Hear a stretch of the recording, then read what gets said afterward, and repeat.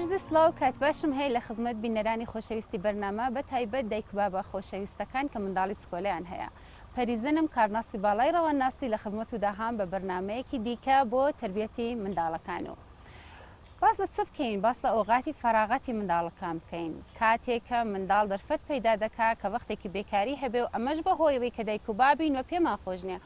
کات و ساتی منداڵەکانمان بە فیرۆ بڕوا بەرنامەڕێژی بۆ دەکەین و خەمی لێ دەخۆین.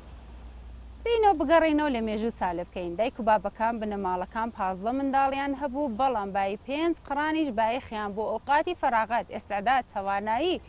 هیچ بوارێکی منداڵەدا نەدەنا و ئەلانەکانێ بنەماڵەکان منداڵێکیان هەیە، بەڵام بە ئەندازەی 15 منداڵ بەرنامەڕێژی بۆ دەکەن، هەزنەی لێ دەکەن، خەمی لێ دەخۆن، فکری بۆ دەکەنەوە. فارسی کوتنی دەڵێن نابێ ئین شووریە شوورۆ نەبێ ئان بینەمەکی، نە بە مۆدی قەدیم نە بە مۆدی ئەلان دایک و بابەکان بەهۆی وەی کە نازانم بۆ ئێحساس دەکەن زەمانێک دایک و بابێکی باشن کە ئەو منداڵەی دە کلاسی خصوصیدا، دە کلاسای موسیقیدا، دە کلاسای تەقریەتیدا، دە کلاسای زۆروا زۆردا ئەو منداڵی ئەسیرکەن بیخینکێنن و ئێحساس دەکەن کە هەرچی تعدادی کلاسەکان لەسەرتر بێ منداڵێکی دە داهاتوودا موفەقتریان هەیە. بەڵام هیچ کات بۆ سوال لە خۆتان بکەن ئایا منداڵی من ئەم دەینێرم بۆ کلاسی موسیقی، چونکە قسمەتهایەکی مەغز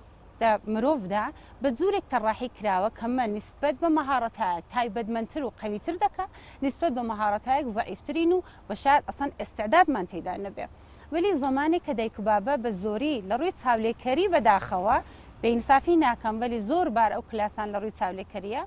منداڵەکەمان مەجبور دەکەین کە وارە ئەو کلاسانە بێ ئەو دەورانە بگوزارێنێ. منداڵە دەچێت واقعاً لەگەڵ منداڵهای کە ئێستعدادیان هەیە خۆی مقایسە دەکات، زیاتر عیزەتی نەفسی لەدەست دەدا، یا ئەوەی کە هەتا ئەگەر منداڵە عەلاقەشی پێی بێ فەرسوودە بووە، چونکە مرەتەب سواری ماشین دەکەن، لە کلاسی زەبان دای دەبەزێنن، سواری دەکەنەوە لە کلاسی موسیقی، لە کلاسی ڤەرزش، لە کلاسی سوزانم ئێل و بێل و هەر کلاسایەکە ئەلعانەکانی ئەوەندەش متەنەوع و ڕەنگاوڕەنگەکە خلاصیان نایە. بەڵام فکر لەوە کردوتەوە کە واقعاً هەتا ئەگەر منداڵی مەئێستعدادی هەبێ عەلاقەی بۆ مەسەلەیە بێ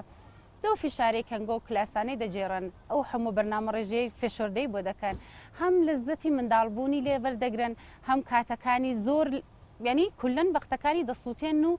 دەو کلاسەندە خلاصی دەکەن. وای تا فکر کردوتەوە شاید منداڵی من کلاسی زەبانی ئینگلیسی پێخۆش نەبێ، لە ئایندەدا شاید پێخۆش بێ زەبانێکی دیکەی دامە بدا، یا ئەسڵەن گیرم پێی خۆش نەبێ ئەسڵەن زەمانێکی خارجە بە عومانی زەبانی سێوەم فێر بێ.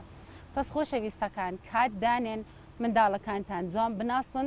واقعاً یەک دوو کلاس ئەفاقە دەکا و تەلاشێ بکەن کە منداڵەکەتان منداڵەیەکی خۆشی هەبێ، نەک منداڵێکی کە دەداهاتوودا وەختێک بیری لێ دەکاتەوە بڵە کولی زەمانەکانم لە کلاسایەکدا گوزەرا کارعان هیچ فایدێکی بۆم نییە.